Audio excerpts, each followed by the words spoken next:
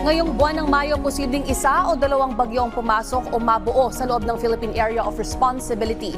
Patuloy nating minomonitor ang dalawang papalapit sa bansa. Ayon sa Pag-asa, ang unang papasok na low pressure area ay magpapaulan naman sa Huwebes at sa Biyernes sa bahagi yan ng Mindanao at dyan din sa Visayas at sa Palawan.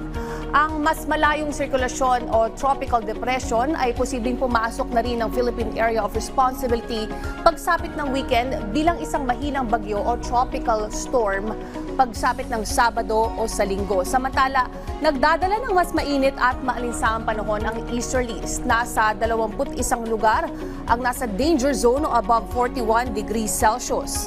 Ayon sa heat index forecast ng Pag-asa, kabilang dyan ang Aborlan, Palawan sa 44 degrees Celsius. Posibleng pumalo din sa 44 ang Virac, Catanduanes, Mambusaw, Capiz, Iloilo City sa Iloilo. Posibleng umakyat din sa 43 degrees Celsius sa Dagupan City, Pangasinan bukas ng hapon.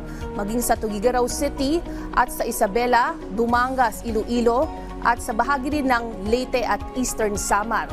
At nalalabing bahagi naman ng Lawag City, La Union, Cagayan at Tarlac, posibleng pumalo din sa 42 degrees Celsius. Ibig sabihin ng above 41 o dangerous na heat index, posibleng makaranas po tayo ng heat exhaustion o heat cramps, lalo na kapag patuloy ang exposure sa direktang init sa labas, posibleng magka-heat stroke din.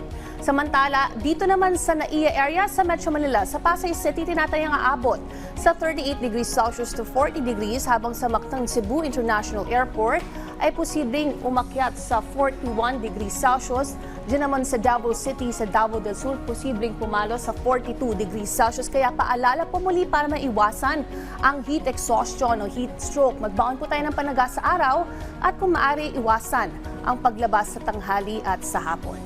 Keep safe at stay hydrated. Laging tandaan may tamang oras para sa bawat Pilipino. Panapanood na